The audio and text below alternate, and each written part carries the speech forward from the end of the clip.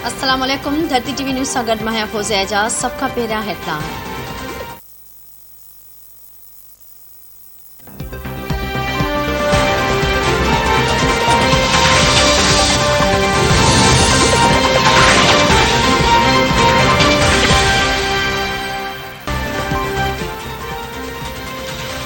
चीन जी परॾेही वज़ारत कराची यूनिवर्सिटी में आपघाती धमाके जी सख़्त लफ़्ज़नि में मज़म्मत करे छॾी। चीनी परॾेही वज़ारत कराची यूनिवर्सिटी धमाके मार्ची वियलनि जे पोयरनि सां ताज़ियत ऐं हमदर्दी जो इज़हार कंदे चयो आहे त चीन हिन वॾे दहशतगर्द हमले जी सख़्त मज़म्मत ऐं कावड़ जो इज़हार करे थो। चीनी परॾेही वज़ारत जो चवणु आहे त कराची धमाके में मारिजी वियल चीनी शहरनि जो खून रायगा न वेंदो। कराचीअ में चीनी शहरनि ते हमलो कंदड़नि खे उन जी क़ीमत अदा करणी पवंदी। पाकिस्तान में चीनी सिफारतखाने बि कराची धमाके जी मज़म्मत करे छॾी।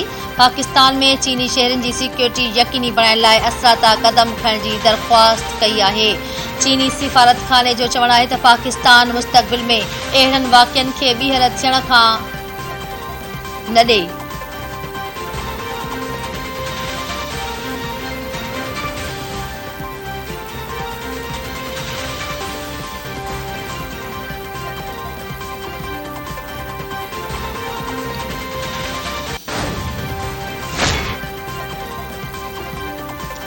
कराची यूनिवर्सिटी में आपघाती धमाके जी जांच लाइ कमेटी जोड़ी वई। जांच कमेटी जोड़ण जो नोटिफिकेशन जारी कयो वियो। नोटिफिकेशन मूजिबि कमेटी जे सरबराह DIG CIA कंदो। नोटिफिकेशन मूजिबि SSP ईस्ट, SSP मलीर ऐं SSP anti violent crime cell बि कमेटी में शामिल हूंदा।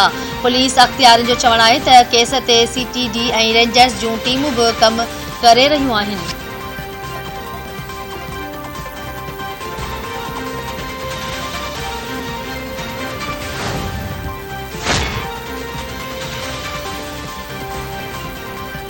आपघाती बमबार औरत खे इम्कानी तौर धमाकेदार मादो यूनिवर्सिटी जे अंदर ई ॾिनो वियो।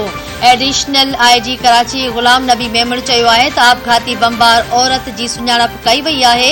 औरत कराची यूनिवर्सिटी जे शागिर्दियाणनि ऐं हॉस्टल में ई रहंदी हुई ऐं औरत एजुकेशन में मास्टर्स कई ऐं MPhil फर्स्ट ईयर में हुई।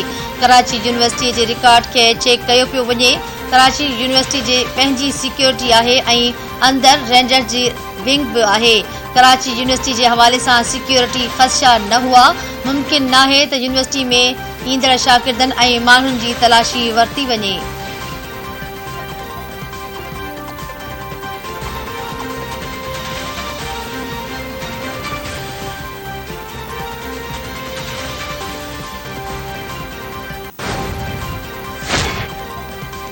लाहौर हाई कोर्ट पंजाब जे नए चूंडियल वॾे वज़ीर हमज़ा शहबाज जी हलफ़बरदारी केस जो मुख़्तसर फ़ैसिलो ॿुधाए छॾियो।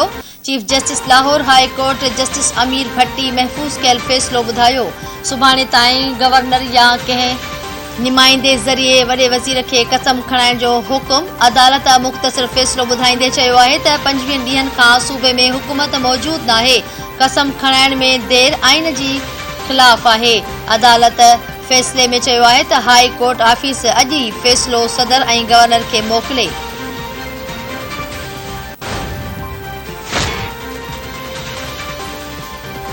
Chief election commissioner Sikandar Sultan Raja चयो आहे त इलेक्शन कमीशन कंहिं बि क़िस्म जो प्रेशर वठण लाइ तयारु नाहे।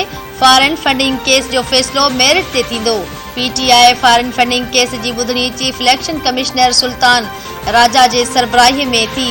तहरीक इंसाफ़ जे वकील अनवर मंसूर ख़ान चयो आहे त जेसी ताईं बाक़ी केस हिते नथा अचनि PTI गैर मुल्की फंडिंग केस नथो हलाए सघियमि। इलेक्शन कमीशन जे मेंबर चयो त कमीशन खे पंहिंजो मैंडेट मालूम आहे। समूरा केस बराबरी सां ॿुधा वेंदा। चीफ इलेक्शन कमिश्नर चयो आहे त हू इस्लामाबाद हाई कोर्ट जे ऑर्डर जा पाबंद आहिनि। कमीशन खे ॿुधणीअ खां नाहे रोकियो। 101 पार्टियुनि जे स्क्रूटनी कई वई आहे। 17 जा अकाउंट्स मुतज़ाद हुआ।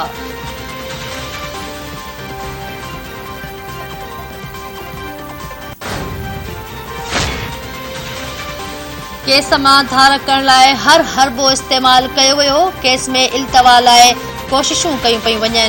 फॉरेन फंडिंग केस में दरख्वास्त गुज़ार अकबर एस बाबर चयो आहे त पीटीआई हतमी दलीलन जो वाइदो करे फिरी वई।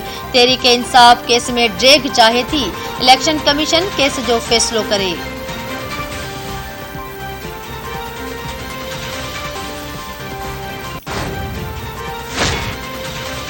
सिंध हाउस हमले केस में पीटीआई जे ॿिनि एमएनएज़ फ़हीम ख़ान ऐं अताउल्ला ऐं पीटीआई अॻवान तनवीर ख़ान खे सिक्योरिटी ख़दशनि सबब अदालत में पेश न कयो वियो। अदालत टिन्ही जाबदारनि खे जुडिशियल रिमांड ते जेल मोकिले छॾियो। जाबदारनि जे वकीलनि पारां ज़मानत जी दरख़्वास्त जमा कराई वई। इस्लामाबाद जे डिस्ट्रिक्ट एंड सेशन कोर्ट में मैजिस्ट्रेट मोहम्मद इनामुल्ला सिंध हाउस ते हमले केस जी ॿुधणी कई। अदालत पुलिस खे नोटिस जारी कंदे सुभाणे ताईं रिकॉर्ड समेत तलब करे वरितो।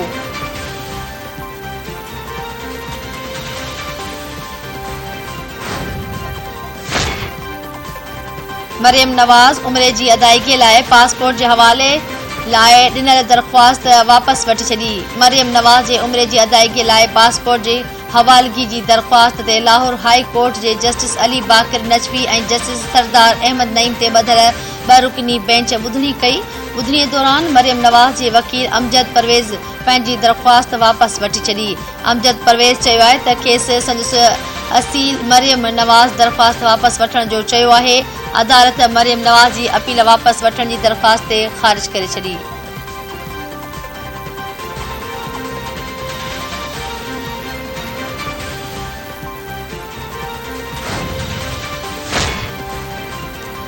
बिलावल भुट्टो ज़रदारी अॼु परॾेही वज़ीर तौरु कसम खणंदो। पाकिस्तान पीपल्स पार्टी जे सेंट्रल एग्जीक्यूटिव कमेटी मंज़ूरी ॾेई छॾी। ज़रियनि जो चवणु आहे त बिलावल भुट्टो ज़रदारी अॼु पाकिस्तान जे परॾेही वज़ीर तौरु कसम खणंदो।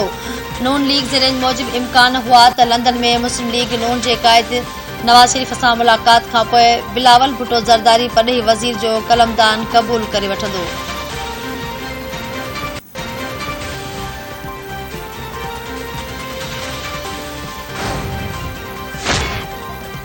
पीटीआई क़यादत इलेक्शन कमीशन अदलिया ऐं मीडिया समेत समूरनि इदारनि खे तनक़ीद ऐं इल्ज़ाम तराशी सां दॿाउ में आणण जो किरियल हरबो इस्तेमाल करे रही आहे। पीटीएम सरबराह मौलाना फज़लुर रहमान चयो आहे त ही हरबा नाकाम थी चुका आहिनि। हाणे इदारनि खे बि हक़ीक़ी तौर ते आज़ादी सां पंहिंजे तइ थियल हदुनि अंदरि मज़बूत फ़ैसिला ॾियणा पवंदा।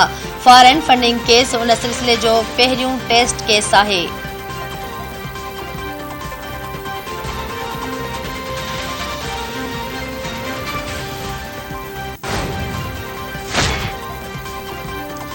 ऐं कोरोना विघे वधीक 2 ॼणा हयातियूं विञाए वेठा। सिहत जे क़ौमी इदारे NIH जो चवणु आहे त गुज़िरियल 24 कलाकनि दौरान सॼे मुल्क में 19,090 टेस्टूं कयूं वयूं।